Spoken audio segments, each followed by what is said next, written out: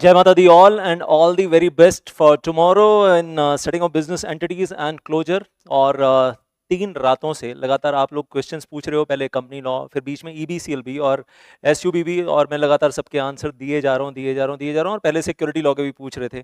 अभी एक एडवाइस देना चाहता हूँ कल के एग्जाम के लिए, एसयूबी के पेपर के लिए, और ऑल दी वेरी बेस्ट एक बार और। लेकिन जो बताने जा रहा हूँ बहुत बहुत ध्यान से सुनना, एग्जाम के लिए बहुत इंपॉर्टेंट है। कुछ एक बड़े इंपॉर्टेंट पॉइंट आपको बताने जा रहा हूँ, लॉट्स ऑफ इंपॉर्टेंट पॉइंट। और अभी भी कोई प्रॉब्लम हो आपको तो मेरा फ़ोन नंबर आप सब लोगों के पास है, you all have that number. रातों को सोने नहीं देते बस आप लोग, और मैं भी खुश हूँ जाग कर, कोई दिक्कत नहीं है यहाँ। सो आपकी जितनी प्रॉब्लम्स का सॉल्यूशन दे सकूंगा उतना अच्छा है। इस वीडियो में भी कुछ चीज़ें बताने भी जा रहा हूँ, दिखाने भी जा रहा हूँ, कुछ फ्लो चार्ट्स भी दिखाने जा रहा हूँ आपको। Lots of things are coming up, so I say just keep watching over here, just keep watching कि मैं क्या क्या बताने जा रहा हूँ। पहली चीज़ जो आपको यहाँ पर बता दूँ, part A, part B, part C, आपको मालूम है पेपर 3 पार्ट्स में है। एग्जामिनेशन हॉल में घुस के कोशिश करना कि सबसे पहले पार्ट सी 25 में से 25 ले लो यार। और पार्ट सी अभी आपके पास टाइम है रिवाइज करने का, आईसीएसआई मॉड्यूल जरूर देख लेना। और फिर ये मत बोलना कि बताया नहीं था, क्योंकि अब आजकल जो ट्रेंड है वो ये दिख रहा है कि आईसीएसआई ने जो पास्ट में क्वेश्चंस पूछ लिए, कंपनी लॉ का पेपर ये गवाही दे रहा है कि पास्ट में जो क्वेश्चंस पूछ लिए आईसीएसआई कह रहे छोड़ो उसको, अब कुछ ऐसा पूछते हैं जो आईसीएसआई मॉड्यूल में है लेकिन पास्ट एग्जाम्स में नहीं आया है। तो ऐसा ना हो कि यहाँ पर भी यही होने वाला है और आपने जो पहले से नोट्स पढ़े हुए हैं, जो बुक्स पढ़ी हुई हैं, उसमें वो टॉपिक गायब है जो आईसीएसआई मॉड्यूल में है। तो एक बार पलट लेना यार पार्ट सी बहुत अच्छे से, और देख लेना कि यहाँ पर कौन कौन से टॉपिक्स हैं जो आपने अभी तक पढ़े भी नहीं है, छुए भी नहीं है। टाइम है अभी भी थोड़ा सा दिमाग में बिठाने का। बेस तो सारे चैप्टर्स का बना ही हुआ है, बेस तो सारे चैप्टर्स का बना हुआ है। और कहीं कुछ छूट ना जाए, अब तो मुझे इस चीज़ का बड़ा ज़्यादा मतलब एक डर लग रहा है आप लोगों के बिहाफ पर, कि यार बच्चों का कहीं कुछ ऐसा ना हो छूट जाए और बाद में कहें हमने तो जिन शॉर्टकट नोट्स में पढ़ा था उसमें ये सारी बातें थी नहीं, चैप्टर आधा पढ़ लिया या 70% पढ़ लिया, 30% छोड़ दिया, और जो 30% छोड़ा ना वहीं से एग्जाम में क्वेश्चन आ रहे हैं। कंपनी लॉ के साथ हुआ है तो ऐसा ना हो कि well it is going to be repeated with SUB. तो एक चीज़, एक वर्ड ऑफ प्रिकॉशन। दूसरी चीज़ आपको बता रहा हूँ, यहाँ बहुत ध्यान से सुनना मेरी बात। इंसॉल्वेंसी बैंक्रप्सी कोड में डेफिनेशंस तक पूछ डाली यार इन्होंने पीछे, डेफिनेशंस। अब बच्चे बोलते हैं सर डेफिनेशंस याद करनी है, तो उन्होंने उठाकर इंसॉल्वेंसी रेजोल्यूशन प्रोफेशनल के लिए पूछ लिया, इंसॉल्वेंसी रेजोल्यूशन प्रोसेस की कॉस्ट की डेफिनेशन पूछ ली। तो they are even asking the definitions as well. तो क्या सर डेफिनेशन पढ़नी पड़ेंगी? बिल्कुल पढ़नी पड़ेंगी। स्ट्राइक ऑफ में फॉर्म STK2 जाता है, तो STK2 के साथ बताओ अटैचमेंट्स कौन कौन सी जाती हैं। क्या पूछ रहे हैं? प्रोसेस नहीं पूछ रहे पूरा, सिर्फ क्या पूछ रहे हैं, STK फॉर्म जो है, STK2 फॉर्म, उसके साथ अटैचमेंट्स क्या क्या जाती हैं, तो वो अटैचमेंट्स पूछ रहे हैं। तो मतलब कहीं से भी बारीकियों में से कुछ भी पूछेंगे आपसे, और कहीं कुछ छूटना नहीं चाहिए, कुछ भी नहीं। मैं फिर से बोल रहा हूँ, आईसीएसआई मॉड्यूल एक बार पलट लेना, पार्ट सी के लिए स्पेशली बोल रहा हूँ, कहीं कुछ छूट गया ऐसा ना हो ये 25 नंबर भी हाथ से फिसलते हुए आपको नजर आए, वो नहीं होना चाहिए। पार्ट बी के अंदर एक बार ऐसा भी हो चुका है, एक बार नहीं 2-3 बार ऐसा हो चुका है कि बहुत ज्यादा वेटेज ये various initial registration and licences को दे दिया और साथ में सेक्टोरल लॉज को दे दिया। अब जब बहुत ज्यादा वेटेज यहाँ दे दिया तो बाकी चैप्टर्स की वेटेज जो पार्ट बी में है वो कंपैरेटिवली कम हो गई, और आपको पार्ट बी में 35 नंबर में यही ज्यादा चमक रहा है। Well that is various licences and various sectoral laws. तो बहुत अच्छे से डिटेल में देख लेना एक बार फिर से आईसीएसआई मॉड्यूल पलट के कि कहीं कुछ छूट तो नहीं रहा है आपका। Well that is very very very important. Straight question आता है यार, स्ट्रेट क्वेश्चन आता है और स्ट्रेट आंसर होता है, कुछ घुमाते फिराते नहीं है। लेकिन पढ़ा ही नहीं होता, पहले से बहुत सारे टॉपिक छोड़ दिए होते हैं, तो जो टॉपिक छोड़ दिए होते हैं वही सामने अटक जाते हैं, तो कहानी सब वहाँ बिगड़ जाती है। और यहाँ पर भी ऐसा ना हो कि जो चीज़ें ऑलरेडी पास्ट एग्जाम में आ चुकी हैं वो पूछी नहीं और वो रिपीट हुई नहीं, और कुछ नए नए स्ट्रेट अवे क्वेश्चन आ रहे हैं और वो आपसे हैंडल नहीं हो रहे। अगर आपने आईसीएसआई मॉड्यूल रेफर नहीं किया है तो भाई एक बार ज़रूर उठाकर रेफर ज़रूर कर लेना। दैट्स, अभी थोड़ा सा वक्त है आपके हाथ में। तो ये से 4 चैप्टर ये और ये 2 चैप्टर काफ़ी वास्ट है मुझे मालूम है, लेकिन कर लेना, दैट इज़ देयर आपके वेल सेफ्टी के लिए। उसके अलावा अगर मैं बोलूँ, जैसे इंटेलेक्चुअल प्रॉपर्टी राइट्स में देखा है, नॉर्मली देखा गया है, वो कॉपीराइट एक्ट की ना एक्सेप्शंस बता दो, और उन एक्सेप्शंस में से कोई प्रैक्टिकल प्रॉब्लम दे दी, या तो बुक उठाकर फोटो कॉपी करवाने के लिए ले जा रहे हैं, या तो कहीं से कुछ कोई वीडियो देखा उसको अपनी रिसर्च में यूज़ कर रहे हैं, वो जो थीसिस है जो भी वीडियो के अंदर देखा उसको अपनी रिसर्च में यूज़ कर रहे हैं, और फिर पूछते हैं कि बताओ अपनी एजुकेशन अपनी रिसर्च के लिए यूज़ कर रहे हैं, एग्जम्पशन मिलेगी नहीं मिलेगी, तो कॉपीराइट एक्ट की एग्जम्पशंस पूछ लेते हैं। वायलेशन कितने तरीके से होती है वो पूछ लेते हैं। तो वेल आई से कॉपीराइट एक्ट में से भी यही है नहीं कि स्ट्रेट क्वेश्चन पूछ रहे हैं व्हाट इज कॉपीराइट, ऐसा नहीं है, दे आर आस्किंग कि बताओ कॉपीराइट एक्ट में एग्जम्पशंस क्या हैं, तो एग्जम्पशंस के बेसिस पे प्रैक्टिकल प्रॉब्लम बना रहे हैं। बाकी इधर वाला पार्ट आपको काफ़ी हद तक ऑलरेडी ग्रिप में होगा, मैं मानकर चल रहा हूँ, क्योंकि पार्ट ए में जोश ज़्यादा होता है, पार्ट बी में और पार्ट सी में गड़बड़ मत कर देना। और सुनो अब ज़रा ध्यान से, सेक्टोरल लॉज मैंने ऑलरेडी बोला, इनिशियल रजिस्ट्रेशन पे ध्यान देना, सारे टॉपिक कवर कर लेना बस, that's very important. Straight questions के लिए अब आईसीएसआई क्या करता है, स्ट्रेट क्वेश्चंस को एग्जाम में ना प्रैक्टिकल की तरह दिखाता है, क्वेश्चन स्ट्रेट होता है, आंसर भी स्ट्रेट होता है। एसयूबी के पेपर में ऐसा बहुत हो रहा है यार, एसयूबी के पेपर में ऐसा बहुत हो रहा है, आपको दिखाएंगे 5-6 लाइन का 7 लाइन का क्वेश्चन है और आप देखकर ही क्वेश्चन देखकर ही डर जाओगे, मेंटल प्रेशर आ जाता है। एंड दैट हैपन्स, पहली 3 लाइनें पढ़ते पढ़ते लगता है ये पता नहीं कौन सी दुनिया में आ गए, क्वेश्चन की पहली 3 लाइनें पढ़ते पढ़ते, पहली 3-4 लाइनों में ऐसा तो हमारे कहीं हमने आज से पहले देखा ही नहीं, सुना ही नहीं। लास्ट लाइन में पहुंचते हैं तो लगता है ओहो, खोदा पहाड़ निकला चूहा या चूहिया। सो और वो जो स्ट्रेट क्वेश्चन था वो लास्ट की 2 लाइनों में दिया हुआ है, तो मेंटल प्रेशर एकदम से गायब हो जाता है। तो ये काम मत करना कि पहली 4 लाइनें पढ़ी बहुत ध्यान से और पहली 4 लाइनें पढ़कर डिसाइड कर लिया ये क्वेश्चन तो छोड़ो यार, अगले पे चलो। हो सकता है आखिरी की 2 लाइनों में समझ में आए, ओहो पूछा तो ये है। जो पहली 4 लाइनें मतलब थी वो तो सिर्फ आपको घुमाया जा रहा था, फालतू में घुमाया जा रहा था। ऐसा हो सकता है कि आपको सिर्फ गोगली दी जा रही है और पहली 4 लाइनों में घुमाया जा रहा है, और आखिरी की 1 लाइन या आखिरी की 2 लाइन जो क्वेश्चन की है वो पढ़कर लगेगा अबे यार ये तो सिंपल है और ये तो मुझे आता है, तो इसलिए टेंशन नहीं लेने का।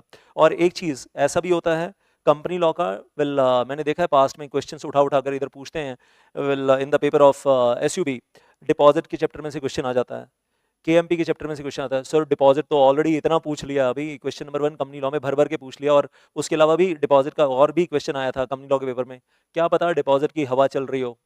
पास्ट में ऐसा हुआ है कि कंपनी लॉ विल मतलब डिपॉजिट के क्वेश्चन एसयूबी में पूछे हुए हैं, केएमपी के क्वेश्चंस एसयूबी में पूछे हुए हैं, तो आगे आने वाले टाइम में भी रिपीट हो सकता है। अब ये तो नहीं बोलूंगा कि कंपनी लॉ बैठकर दोबारा रिवाइज करो, अभी किया ही था सारा रिवाइज, तो वही हो सकता है वो काम आ जाए, लेकिन अपने दिमाग को ये मत बोलना कंपनी लॉ था चला गया, भूल जा भूल जा, ये मत बोलना, ये सोचना कि अभी वो नॉलेज काम आने का स्कोप बाकी है। हो सकता है 5 नंबर का कोई क्वेश्चन कंपनी लॉ का अटक जाए, जो एसयूबी के मॉड्यूल से नहीं होगा, कंपनी लॉ के मॉड्यूल से होगा। देन जो मैंने आपको भी थोड़ी देर पहले बताया कि STK2 की अटैचमेंट्स पूछ रहे हैं, प्रोसेस नहीं पूछ रहे कि बताओ रिमूवल ऑफ नेम करवाने का प्रोसेस क्या है, या एप्लीकेशन कैसे फाइल करनी है, पूरा स्टेप बाय स्टेप प्रोसेस बता दो। एक फॉर्म की अटैचमेंट्स पूछ रहे हैं, मतलब इतनी बारीकियों तक चला जाता है ना इंस्टीट्यूट, दैट हैपेंस। तो इन चीज़ों का बस थोड़ा सा ध्यान रखिए कि ये चीज़ें एग्जाम में होती हैं और इसको इग्नोर कर कर नहीं चलना है। तो ये कुछ इंपॉर्टेंट पॉइंट्स हैं। बाकी मुझसे बच्चे बार बार अभी पिछले क्या बोलूँ, पिछले 48 घंटे में ये पूछ रहे हैं बार बार कि सर वो नेट ओन्ड फंड्स बता दो। तो भाई नेट ओन फंड्स में अपडेशन हो गई है सारी नॉन बैंकिंग, 1 अक्टूबर 2022 को अपडेशन हुई है, 1 अक्टूबर 2022। अब मैं और ज़्यादा डिटेल में तो आपको यहाँ पर नहीं लेकर जा रहा हूँ, बट आई विल से without going in too much detail बस इतना बात करना चाहूँगा, 1 अक्टूबर 2022 को चेंजेस हुए हैं, और मैंने अपने व्हाट्सएप स्टेटस के ऊपर वो सारे चेंजेस कल भी लगाए थे, आज भी लगा रहा हूँ कि नेट ओन फंड में क्या चेंजेस हुए हैं, और ये सारे चेंजेस 1 अक्टूबर 2022 के हुए हैं। तो एक काम करना, नया वाला जो नेट ओन फंड मैं अपने व्हाट्सएप स्टेटस पे लगा रहा हूँ वो भी देख लेना, और एग्जाम में ब्रैकेट में साथ में लिख देना earlier it used to be like that, जैसे आजकल नॉन बैंकिंग फाइनेंशियल कंपनीज के लिए इन जनरल 10 करोड़ कर दिया है, पहले 2 करोड़ होता था, तो वो लिख देना earlier it used to be 2 crore, but right now 1 October 2022 onwards it is well I will say 10 crore. ऐसे ही asset reconstruction company, housing finance companies, ICC investment credit companies, उन सबका जो क्राइटेरिया है वो मैं अपने व्हाट्सएप स्टेटस पे दे दूंगा। नेट ओन फंड्स के बारे में पूछ रहे थे बच्चे कि सर बताओ जरा, नेट ओन फंड्स की डेफिनेशन क्या है, तो भाई आईसीएसआई मॉडल में दी हुई है, मैंने तो उठाकर सिर्फ क्या किया उसको, I have converted that. Sir straight question आ जाता है एग्जाम में, what is net own funds, तो paid up equity capital plus free reserves minus accumulated losses minus deferred revenue expenditure minus intangible assets minus investment in the subsidiary companies shares, group companies shares, other housing finance companies shares minus the book value of the debentures, deposits, loans। well अब minus में क्या है, ये exactly ये minus नहीं है, पहले ये इक्वेशन है, ये इक्वेशन याद करो, और इस इक्वेशन का जो नेट बैलेंस आएगा वो माइनस है। Book value of the debentures, deposit, loans will given to the subsi company और group companies minus 10% of the investment in the shares of the group companies, subsi companies and other housing finance companies. ये सब minus करने के बाद जो balance figure बचती है उसको माइनस करना है paid up capital and free reserves में से। तो डेफिनेशन है यार, याद कर लो, straight question straight answer on the basis of the definition, क्या पता कैलकुलेशन भी करवा लें, यू नेवर नो। और बच्चों ने बहुत पूछा कि सर हमें थोड़ा सा बता दो सर वो PPIRP प्रोसेस क्या होता है और CIRP प्रोसेस क्या होता है। तो बहुत ज़्यादा डिटेल में तो नहीं जाऊँगा। अब जैसे पीपीआईआरपी प्रोसेस है यार, मेरे बैच में जब मैं करवाता हूँ 16 स्टेप्स में करवाता हूँ, दीज आर 16 स्टेप्स, और कहानियाँ घूमती रहती हैं इधर से उधर, और बच्चों को बोलता हूँ कि ये जो करवा रहा हूँ उसको स्टेप बाय स्टेप लिख लेना, स्टेप बाय स्टेप लिख लेना एग्जाम के अंदर, और अपने खुद के नोट्स भी बना लेना, एग्जाम में लिख भी देना स्टेप 1 से लेकर स्टेप 16 हम कैसे जाते हैं। बट अभी उसकी डिटेल में अभी नहीं जा रहा हूँ, पीपीआईआरपी की डिटेल में। सीआईआरपी का पूछा था मुझसे बच्चों ने कि सर सीआईआरपी का भी बता दो, एग्जाम में आ चुका है, प्रोसेस आ चुका है एग्जाम में। तो भाई फाइनेंशियल क्रेडिटर या ऑपरेशनल क्रेडिटर या कॉर्पोरेट डेटर एप्लीकेशन फाइल करते हैं एनसीएलटी को, और वेल आई से जब एनसीएलटी को एप्लीकेशन फाइल करते हैं, साथ में एविडेंस देते हैं फाइनेंशियल क्रेडिटर्स, ऑपरेशनल क्रेडिटर्स, कि हम जो एप्लीकेशन फाइल कर रहे हैं तो कॉर्पोरेट डेटर ने डिफॉल्ट किया हुआ है, दिस इज इनिशिएशन डेट। उसके बाद within maximum 14 days NCLT उस एप्लीकेशन को एक्सेप्ट करता है या रिजेक्ट करता है, और जो अगर एक्सेप्ट करता है तो this is insolvency commencement date, जहां से आपका वो 180 डेज प्लस 90 डेज का टाइम पीरियड शुरू होता है। वेल सीआईआरपी प्रोसेस का टाइम पीरियड शुरू होता है आपका, कमेंसमेंट डेट कह लीजिए, the date of commencement of corporate insolvency resolution process, plus 180 plus 90 270 days, और बाद में वो करते करते 330 डेज अगर बीच में कोई जुडिशियल एंगल फंसता है, लीगल एंगल फंसता है। फिर एनसीएलटी एप्लीकेशन एक्सेप्ट करने के बाद किसी इंसॉल्वेंसी प्रोफेशनल को इंटैरिम रेजोल्यूशन प्रोफेशनल अपॉइंट करता है, कब तक के लिए, जब तक रेजोल्यूशन प्रोफेशनल अपॉइंट नहीं होता। तो ये 30 डेज नहीं है कि आईआरपी को 30 डेज के लिए अपॉइंट कर रहे हैं, कोई फिक्स्ड 30 डेज नहीं है, जब तक वेल आरपी अपॉइंट नहीं होता तब तक के लिए आईआरपी को अपॉइंट कर रहे हैं। और आईआरपी अपॉइंट होता है तो फिर वो वेल एनसीएलटी के ऑर्डर पे वो आईआरपी न्यूज़पेपर में एडवर्टाइजमेंट देता है, सबके क्लेम्स इनवाइट करता है, financial creditors, workman, operational creditors, सबके क्लेम्स इनवाइट किए जाते हैं। और ये न्यूक्लियर ब्लास्ट है, और आई से सब लोग डर जाते हैं, और फिर मोरेटोरियम शुरू हो जाता है, आपको याद होगा मोरेटोरियम स्टार्ट हो जाता है। वेल आई से और मोरेटोरियम में फिर वो स्टे वगैरह, स्टे इंजंक्शन लग जाता है बहुत सारी चीज़ों के ऊपर। आईआरपी क्या क्या काम करता है, एग्जाम में क्वेश्चन आया हुआ है। Interim resolution professional is acting as board of directors of the insolvent company, और सारे क्लेम्स को कलेक्ट करता है लेकिन एडजुडिकेट नहीं करता है। कमिटी ऑफ क्रेडिटर्स बनाता है जिसमें सारे फाइनेंशियल क्रेडिटर्स होते हैं, लेकिन अगर कंपनी में कोई फाइनेंशियल क्रेडिटर ना हो तो ऑपरेशनल क्रेडिटर होते हैं। और अगर कंपनी में फाइनेंशियल क्रेडिटर हैं लेकिन सारे इंटरेस्टेड हैं, रिलेटेड पार्टी हैं, रिलेटेड है कंपनी के साथ, बोरोइंग कंपनी के साथ, तो भी ऑपरेशनल क्रेडिटर्स की कमिटी ऑफ क्रेडिटर बनाई जाती है। And then committee of creditors will appoint the resolution professional, या तो पहले वाले आईआरपी को ही आरपी बना देंगे या फिर आरपी को चेंज कर देंगे। वेल आईआरपी की जगह पर नया आरपी अपॉइंट करेंगे, और जिसको भी अपॉइंट करेंगे वो 150 days plus 90 days approximately, well आज से 240 डेज के लिए अपॉइंट करेंगे। तो इस तरीके से वो प्रोसेस है। और IRP can obtain the relevant information from the information utility, that is NESL, पूरे इंडिया में एक ही है इंफॉर्मेशन यूटिलिटी, एनईएसएल। तो ये कुछ काम है आईआरपी के, एग्जाम में पूछ लेते हैं। लिस्ट इज इंक्लूसिव, वेल आज से तो स्टूडेंट्स पूछ रहे कि सर बता दो सर। और फिर इसके आगे का जो प्रोसेस है उसमें भी जाता हूँ। वेल फिर एक सवाल और भी पूछा गया कि sir non banking financial company insolvent हो गई तो क्या उसका भी सीआईआरपी प्रोसेस कर सकते हैं, तो I will talk about that also. तो अब एप्लीकेशन कौन फाइल कर रहा है एनसीएलटी में, या तो फाइनेंशियल क्रेडिटर, या तो ऑपरेशनल क्रेडिटर, या तो कॉर्पोरेट एप्लीकेंट खुद। और कॉर्पोरेट एप्लीकेंट में कॉर्पोरेट डेटर भी हो सकता है, कॉर्पोरेट डेटर का मेंबर भी हो सकता है, वेल पार्टनर भी हो सकता है, और द मैनेजर भी हो सकता है, वो सब लोग हो सकते हैं। एप्लीकेशन फाइल करते हैं एनसीएलटी के पास कि भाई प्रोसेस शुरू किया जाए। तो may be financial creditor, may be well operational creditor, may be corporate debtor, और may be that other corporate applicants. और जब एनसीएलटी के पास एप्लीकेशन आती है, तो हम कहते हैं एनसीएलटी के पास एप्लीकेशन आ गई, एनसीएलटी चेक करता है कि डिफॉल्ट एक्चुअली हुआ था टुवर्ड्स फाइनेंशियल क्रेडिटर और operational creditor, as the case में भी एप्लीकेशन कंप्लीट है, और कोई डिसिप्लिनरी प्रोसीडिंग उस इंसॉल्वेंसी प्रोफेशनल के अगेंस्ट पेंडिंग नहीं है जिसका नाम एप्लीकेशन में आया है। अगर एप्लीकेशन सेक्शन 7 सेक्शन 10 में आई है from the financial creditor, from the corporate debtor, और उसके बाद एनसीएलटी या तो एप्लीकेशन को एडमिट करेगा या तो एप्लीकेशन को रिजेक्ट करेगा।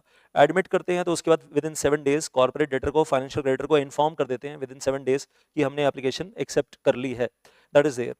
तो एप्लीकेशन आने के बाद 14 दिन के अंदर एक्सेप्ट करते हैं, उसके अगले 7 दिनों में इन्फॉर्म कर देते हैं to the financial creditor, to the operational और to the corporate debtor, both of them, basically दोनों को विद इन 7 डेज। और एनसीएलटी अगर सेटिस्फाइड है कि डिफॉल्ट ही नहीं हुआ है, या फिर एप्लीकेशन इनकम्प्लीट है, या जिसका नाम एज आईआरपी दिया है वो वेल एक्सेप्टेबल नहीं है क्योंकि उसके अगेंस्ट, खुद के अगेंस्ट उसके इंस्टीट्यूट की डिसिप्लिनरी प्रोसीडिंग चल रही है, तो NCLT will give the notice to the applicant to rectify the defect, जो भी गड़बड़ है उसको रेक्टिफाई करो। और एनसीएलटी नोटिस देगा विद इन 7 डेज कि डिफेक्ट रेक्टिफाई करो। और उसके बाद अगर वेल एप्लीकेंट ने डिफेक्ट रेक्टिफाई कर लिया within 7 days of the receipt of notice, तो NCLT will admit the application and once again notify FC and CD एल से। और अगर एप्लीकेंट ने अपना डिफेक्ट रेक्टिफाई नहीं किया within 7 days of the receipt of notice, तो NCLT will pass the order for rejecting the application.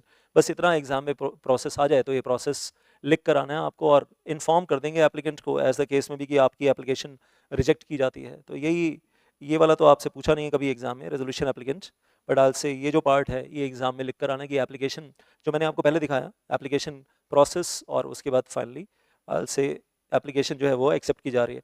Operational creditor की एप्लीकेशन है तो भी चार्ट सिमिलर है, एग्जैक्टली सेम नहीं है बट सिमिलर है। I am not going in the separate possibilities of FCOC right now over here as such. तो question मुझसे पूछे गए इसलिए मैं जवाब दे रहा हूँ। आपके सवाल मेरे जवाब और एग्जाम टिप्स देने थे, लेकिन मुझे लगा कि आपके सवालों के जवाब दे दूं। और भी सवाल तो बहुत सारे आ रहे हैं, लेकिन ये कुछ वो थे जो बहुत ज़्यादा रिपीट हो रहे हैं, तो इसलिए मुझे लगा कि मैं आकर ऑन स्क्रीन सबके सबके फ़ायदे के लिए एक बार बता दूं। नॉन बैंकिंग फाइनेंशियल कंपनी है या फिर हाउसिंग फाइनेंस कंपनी है, इंसॉल्वेंट हो गई है। पुराने ज़माने में ये पढ़ते थे कि भाई वेल आज से 2019 से पहले 2018 नवंबर 2019 से पहले पढ़ते थे कि अगर ये कंपनी इंसॉल्वेंट हो जाती है तो ये मामला नहीं आएगा in the insolvency bankruptcy code, NCLT के पास आप नहीं आ सकते CIRP प्रोसेस के लिए। 18 नवंबर 2019 को फिर फाइनली अमेंडमेंट आ गई और MC का नोटिफिकेशन आ गया। अमेंडमेंट नहीं बोलूँगा, MC का नोटिफिकेशन आ गया और MC ने नोटिफिकेशन दिया कि नॉन बैंकिंग फाइनेंशियल कंपनी और हाउसिंग फाइनेंस कंपनी अगर इंसॉल्वेंट हो गई है और उसकी एसेट 500 करोड़ या 500 करोड़ से ज़्यादा है तो उसके अगेंस्ट CIRP प्रोसेस शुरू हो सकता है। लेकिन RBI और reserve bank of India will file the application to NCLT। Financial creditor can not file the application to NCLT, operational creditor can not file the application to NCLT, corporate debtor can not file the application to NCLT। कौन application file करेगा?